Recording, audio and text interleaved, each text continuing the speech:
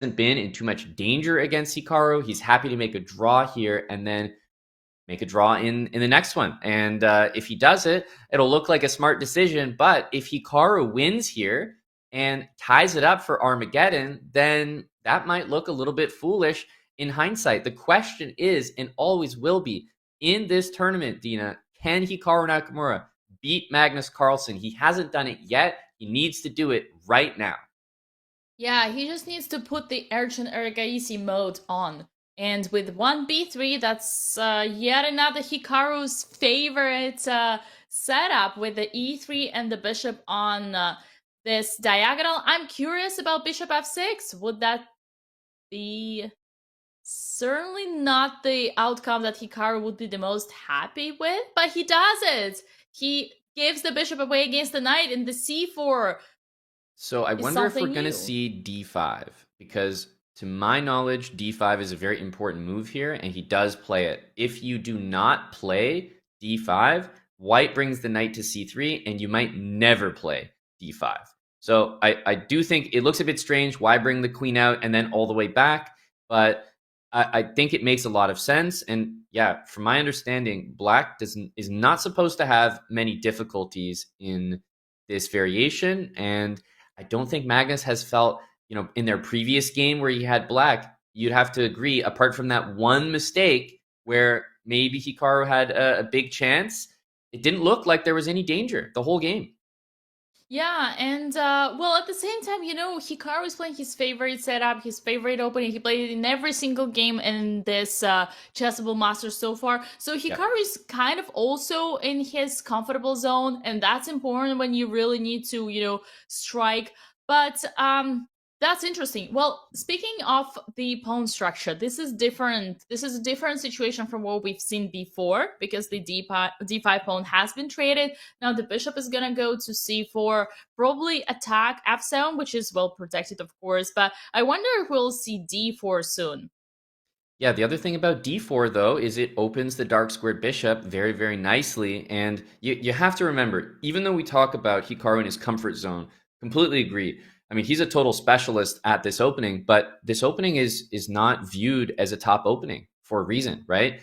You're not playing this opening for a significant opening advantage. In fact, you can see that the engine is even, of course, around equal, but even teetering in black's favor.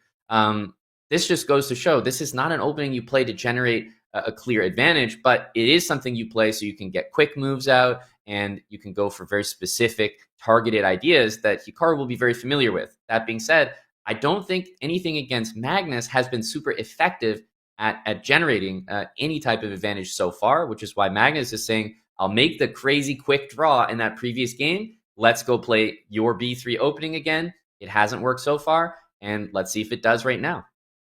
Yeah, and I was just gonna say it's fascinating how Hikaru can easily outplay all those little kids that he has done here at the Chess World Masters, but not Magnus Carlsen. There is only one person against whom this 1b3 does not work so far, and this is Magnus. Yeah, it seems that way, but hey, all it takes is just one result. And hey, what about Queen d4 in that previous game? If he had made that trade and played Queen d4, he might have won that game. And all it takes is that one move, one moment, one game. He can bring it back to 2-2. Then suddenly you go in Armageddon. Maybe he gets the black pieces and he only needs to make a draw, right? So he doesn't need to beat Magnus over and over and over, but he does need to do it right now. Big decision here, Dina, after a6. Are you taking that knight and completely going two knights against two bishops, or perhaps retreating to e2 and maybe the d4 move you were talking about? Yeah, in my opinion, you definitely have to retreat because simply if you give away this bishop, the position would be open and it's definitely not enough to generate any opportunities for the knights. And this pass pawn potential after d4, I think that's the only thing that Hikaru has an opportunity to create chances with. Yeah, and I do think that you can do a few things before black castles, right? The bishop on f8 hasn't moved, so as much as Magnus's position by the engine is saying no problems, no problems at all, still he's not ready to castle yet. It's going to take two more moves for that to happen, and as you're indicating, bishop e7 might be the preferred bishop move for Magnus because bishop g7 leaves that c pawn probably a bit too weak. He does keep the bishop. I have to say it's the decision that makes more sense to me, even though the engine is kind of frowning. Yeah, and then we'll soon, and bishop e7, just like you pointed, preparing the castle. In this Yeah. situation with four pawns like this, you do not need to worry about your king's safety simply because the f6 is already covering the dark squared weaknesses, but also white does not have any dark squared bishop themselves, so it's not like anyone is going to attack the king. Yep. Very flexible way of putting this bishop. I highlight once again how masterly it is played on the level of a grandmaster. And now knight to e4, putting the pressure on the c5, right? Yeah, I think this is the main plan in White's position. You've given up your dark squared bishop for the knight. You've forced Black to commit the bishop to e7 rather than g7. And yes, it's all about the c pawn. I was thinking that queen a5 could be a move played as a move in defense. And if White wants to pile up more with queen c2, there's always knight to b4, which does hit the queen and kind of also defends that c pawn with the rook from c8. So it seems difficult to me after a queen defense from Black. We actually see queen b6 instead of a5. It seems difficult to add more pressure to this pawn other than the d4 move that you keep talking about. Yeah, and I do want to highlight to everybody wondering right now why b6 would not be the move, simply because the a6 pawn, unfortunately, would be falling. That was the whole idea. And Mm-hmm. now the fact that the queen is protecting the pawn, I would say it's not the most flattering position for the lady as we see on the position, but maybe it's just temporarily. Yeah, hard to imagine no knight b4 here. But actually, we see bishop f5. I was definitely expecting knight b4 and maybe the queen to move, but instead bishop f5, kind of solving the problem a bit more aggressively with a pin there. And let's remember as well, Magnus can make a draw, so uh, Hikaru at any point just has to be careful of even opposite bishop positions, right? Bishop takes the knight on e4 could create some opposite bishop opportunities. Yeah, I think in that case, Hikaru would have to go all in on the king using this e-pawn, this new e-pawn, in order to trade the f6, the defender, as I already mentioned. But I do want to say something positive about this position and Hikaru's situation. I do believe he has more chances right now to get the game rather than compared with the game number 2 where Hikaru had white Right. pieces. Right. That's fair. There's a little bit more going on. Now, he's probably objectively taken a worse position here compared to last game in order to have those chances. But if you're in a must win game, I agree that that's probably the position you should be in. Yeah, and now the knight is on your favorite b4 square. a3 obviously is happening. Knight rerouting to d5. Now knight d2. Very nice way of putting the knight. Preparing knight c4, kicking the queen. But you gotta be careful. b5 is gonna be on the way. Yeah, the queen can actually go pretty nicely to the a7 square if it gets attacked. I would probably choose that over c7 just because c7 walks onto the c file, kind of dangerous with the rook there. And I'm looking at d4 and b4. So yeah, if the queen drops back to, and okay, it does go to c7. I was really confident in queen to a7 as a move there. And now we see this blue little sneaky arrow suggesting d4, and Hikaru does it, opening the c file for the rook. And knight d6, is that a blunder from Magnus Carlsen? Well, it feels like didn't I just say that? Why would you put the queen on c7? It's so strange there. And what did we talk about, Dina? All it takes is one move. All it takes is one decision, and he completely forgot that this move was even playable. That's a basic tactic, and Hikaru is right back in it. And instead of sacrificing the rook, Magnus decides to give away his queen, which is even more questionable. Yeah, I have to say I do agree with giving up the queen at this point because it feels like it's such an elementary win if you're just up the exchange. But at least here there's an imbalance, and there are some positions where you just can't really break through. So, and we see it's this is a fight, Dina. This is absolutely not game over or anything. Those are some very strong bishops, very strong rooks for Magnus. And despite the mistake, is this reminding you of their previous match? Do you remember when Magnus just blundered the entire piece and then Hikaru was still losing down a rook, right? He had an extra rook. I'll be honest with you, Aman. I do not want to remember that.